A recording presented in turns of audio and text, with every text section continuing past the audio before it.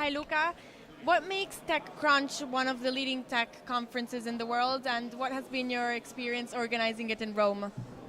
TechCrunch is the Bible of the internet in the US with the TechCrunch.com site, and they are organizing the conference in San Francisco and New York.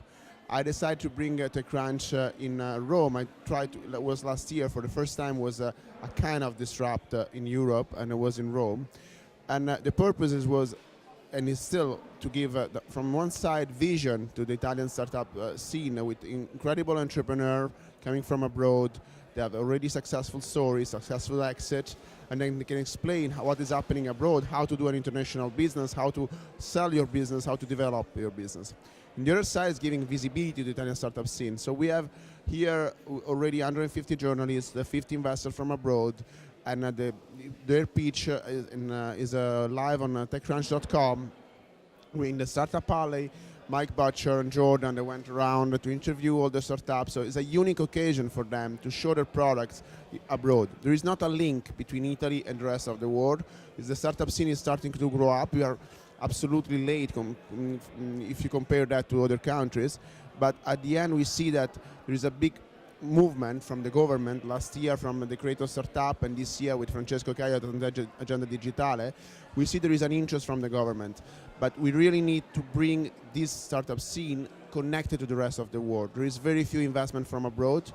We have some amazing speakers here, like Luca Ascani from Privalia, that is doing a quarter of his revenues in Italy as an e-commerce site, but there is no other company in Italy that doing 100 million euro revenues from Italy to Spain. Why?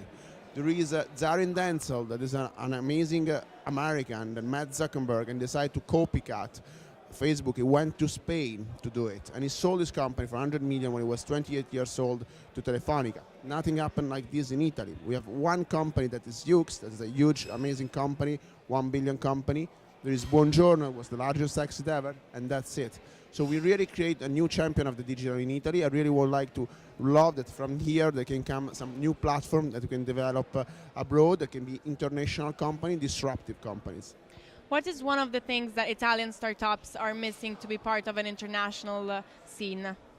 They need the link, the connection. They need to risk to take the plane. As Luca said today, you have to take your plane and go to London, to Berlin, to New York, to San Francisco, and meeting. You cannot wait that the investor knocked at your door. There is a first level of investors, seed angel and Series A, Series B, but we are not yet with growth capital or a potential exit. We don't have a stock exchange that helps to list your company. I list my company before in France, and I delist from France, but at least I have the occasion to do it in France.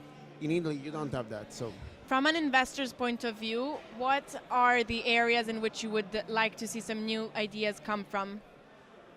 Well, we have a lot of business-to-business idea, B2B idea, because it's easier from Italy when you cannot scale with a consumer product from Italy. So you can meet because the population is not so big. So you need to, or you target immediately the rest of the world, but at the end you have to go abroad. Or if you are doing from Italy, it's better to start with a B2B concept eventually. Mm-hmm.